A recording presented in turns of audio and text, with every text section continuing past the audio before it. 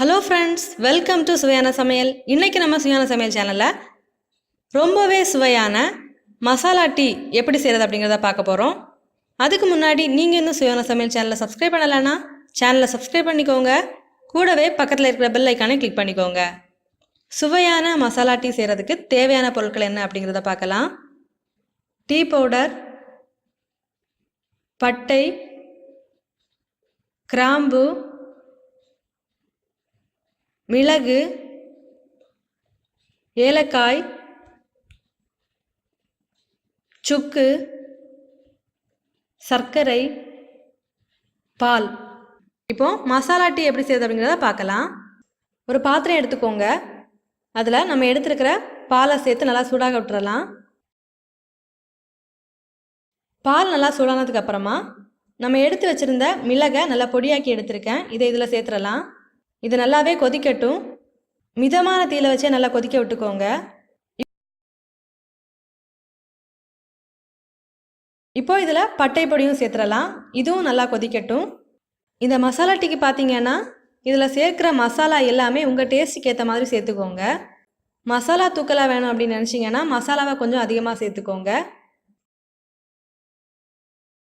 அடுத்ததாக கிராம்பு பொடியும் சேர்த்துடலாம்.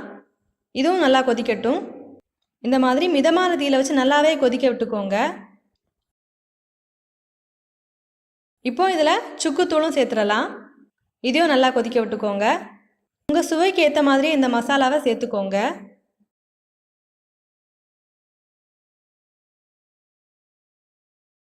இப்போ இதில் டீ பவுடர் சேர்த்துடலாம். நீங்கள் டிகாஷன் அதிகமாக வேணும் அப்படின்னு நினச்சிங்கன்னா டீ பவுடரை கொஞ்சம் அதிகமாக சேர்த்துக்கோங்க. இப்போ இதை மீடியம் ஃப்ளேமில் 7-8 வாட்டி நல்லா கொதிக்க விட்டுறலாம். பாருங்கள், நல்லாவே கொதிச்சிட்ருக்கு. இப்படி கொதிக்கிறதுனால இந்த மசாலாவில் உள்ள ஃப்ளேவர் டீயில் நல்லாவே இறங்கும். நம்ம பொடியாக்கி சேர்த்துருக்கிறதுனால இந்த மசாலா டீயோட ஃப்ளேவர் ரொம்பவே நல்லா இருக்கும். இப்போ இதில் தேவையான அளவு சர்க்கரையும் சேர்த்துடலாம். இந்த மசாலா டீ பார்த்தீங்கன்னா மிதமான தீயிலேருந்து நல்லா கொதிவிடும் போது தான் மசாலா டீயோட டேஸ்ட் ரொம்பவே சூப்பராக இருக்கும். அதனால் மிதமான தீயில வச்சு நல்லாவே கொதிக்க விட்டு எடுத்துக்கோங்க. இப்போ கடைசியாக இதில் ஏலக்காவை தட்டி சேர்த்துடலாம்.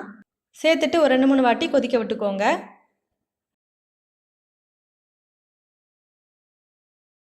இந்த மாதிரி நம்ம கடைசியாக ஏலக்காவை தட்டி சேர்க்கறதுனால இந்த மசாலா டீயோட ஃப்ளேவர் ரொம்பவே நல்லா இருக்கும்.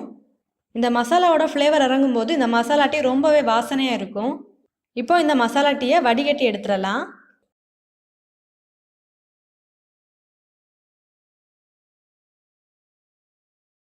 பாருங்கள், வடிகட்டி எடுத்தாச்சு. இந்த மசாலா டீயை இந்த மாதிரி நுர வர அளவுக்கு நல்லா ஆற்றி எடுத்துடலாம்.